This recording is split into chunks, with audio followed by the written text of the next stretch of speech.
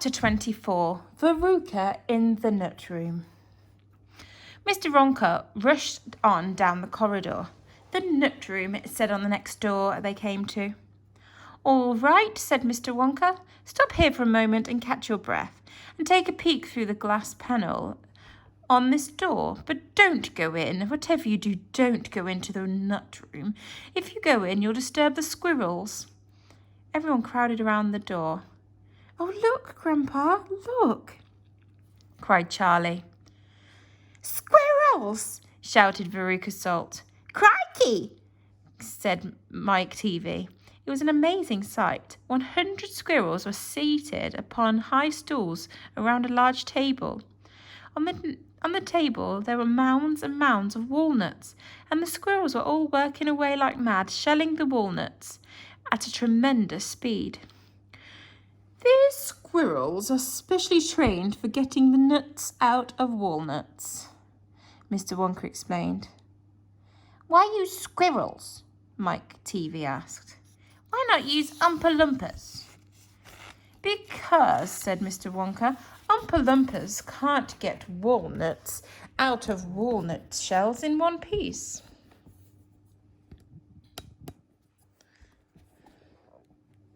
They always break them in two.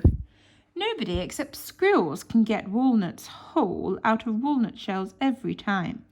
It is extremely difficult, but in my factory I insist upon only whole walnuts. Therefore, I have to have squirrels to do the job. Aren't they wonderful? The way they get those nuts out, and see how they first tap each walnut with their knuckles to be sure it's not a bad one. If it's bad, it makes a hollow sound, and they don't bother to open it. They just throw it down the rubbish chute. There, look. Watch that squirrel nearest to us. I think he's got a bad one now. They watched the little squirrel as he tapped the walnut shell with his knuckles. He cocked his head to one side, listening intently. Then suddenly he threw the nut over his shoulder into a large hole in the floor. Hey, Mummy! Shouted Veruca Salt suddenly. I've decided I want a squirrel. Get me one of those squirrels. Don't be silly, sweetheart, said Mrs. Salt. These all belong to Mr. Wonka. I don't care about that, shouted Veruca. I want one. All I've got at home is 2 dogs and 4 cats and 6 bunny rabbits and 2 parakeets and 3 canaries and a green parrot and a turtle and a bowl of goldfish and a cage of white mice and a silly old hamster. I want a squirrel. All right, my pet, Mrs. Salt said soothingly. Mummy'll get you a squirrel just as soon as you possibly can. But I don't want any old squirrel, Veruca shouted. I want a trained squirrel. At this point, Mr. Salt, Veruca's father, stepped forward. Very well, Wonka, he said importantly, taking out a wallet full of money. How much do you want for one of those squirrels? Name your price. They're not for sale, Mr. Wonka answered. She can't have one. Who says I can't? Shouted Veruca. I'm going to get myself one in this very minute. Don't, said Mr. Wonka quickly. But he was too late. The girl had already thrown open the door and rushed in. The moment she entered the room, 100 squirrels stopped what they were doing and turned their heads and stared at her with small, black, beady eyes. Veruca stepped also and stared back at them. Then her gaze fell upon a pretty little squirrel sitting nearest to her on the table, at one end of the table.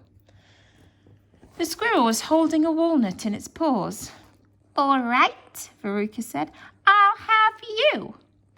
She reached out her hand to grab the squirrel, but as she did so, in that first split second when her hands started to go forward, there was a sudden flash of movement in the room, like a flash of brown lightning, and every single squirrel around the table took a flying leap towards her and landed on her body.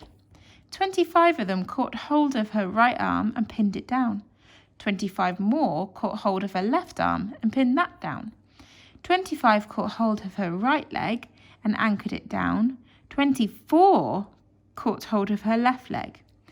And the one remaining squirrel, obviously the leader of them all, climbed up onto her shoulder and started tapping the wretched girl's head with its knuckles. "Save her!" screamed Mrs. Salt. "Veruca, come back! What are they doing to her?" "They're testing her to see if she's a bad nut," said Mr. Wonka. "You watch." Veruca struggled furiously, but the squirrels held her tight, and she couldn't move. The squirrels on her shoulder went tapping the side of her head with his knuckles. Then all at once the squirrels pulled Veruca to the ground and started carrying her across the floor.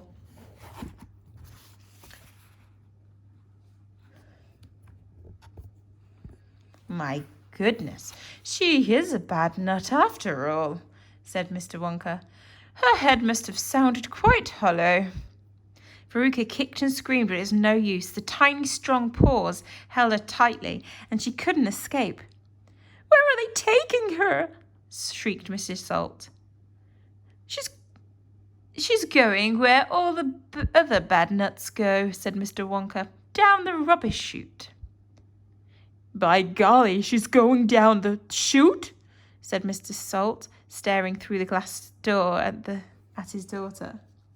"Then save her!" cried Mrs. Salt. "Too late," said Mr. Wonka. "She's gone." And indeed she had. "But where?" shrieked Mrs. Salt, flapping her arms. "What happens to the bad nuts? Where does the chute go to?" "That particular chute," Mr. Wonka told her, "runs directly into the great big main rubbish pipe, which carries away all the rubbish from every part of the factory, all the floor sweepings, potato peelings and rotten cabbages and fish heads and stuff like that." "Who eats fish and cabbage and potatoes in these factories, I'd like to know?" said Mike TV. "I do, of course," answered Mr. Wonka. "You don't think I live on cacao beans, do you?" But, shrieked Mrs. Salt, "where does the great pipe go to in the end?" "Why, to the furnace, of course," Mr. Wonka said calmly. "To the incinerator."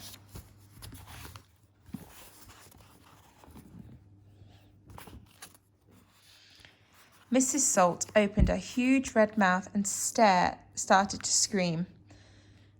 "Don't worry," said Mr. Wonka. "There's always a chance that they've decided not to light it today." "A chance?" yelled Mrs. Salt. "My darling Veruca, she'll be sizzled like a sausage." "Quite right, my dear," said Mr. Salt. "Now, see here, Wonka," he added. "I think you've gone just a shade too far this time. I do indeed. My daughter may be a bit of a frump. I don't mind admitting it. But that doesn't mean you can roast her to a crisp.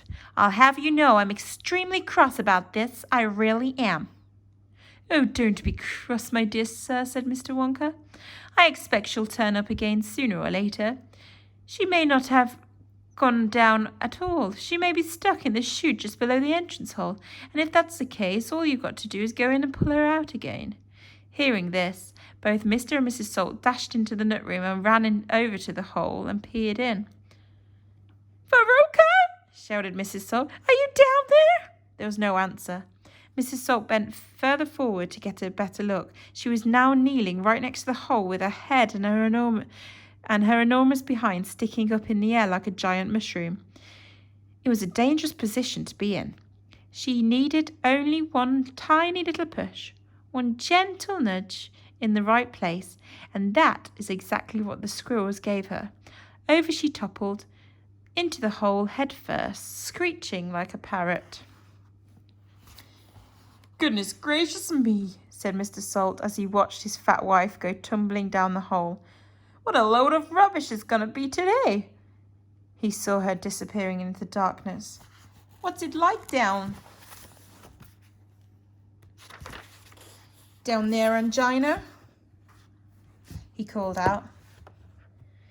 He leaned further forward. The squirrels rushed up behind him. "Help!" he shouted. but he was already toppling forward, and down the chute he went, just as his wife had done before him, and his daughter. "Oh dear," cried Charlie, who was watching with the others through the door. "What on earth's going to happen to them now?" "I expect someone will catch them at the bottom of the chute," said Mr. Wonka. "But what about the great fiery incinerator?" asked Charlie. "They only light it every other day," said Mr. Wonka. "Perhaps this is one of the days when they let it go out. You never know. They might be lucky." "Shh," said Grandpa Joe. "Listen, here comes another song." From far away, down the corridor, came the beating of drums. Then the singing song began. "Veruca Salt," sang the Oompa Loompas. "Veruca Salt, the little brute, has just gone down the rubbish chute. And as we very rightly thought, that in a case like this we ought to see the thing completed through. We've polished off her parents too.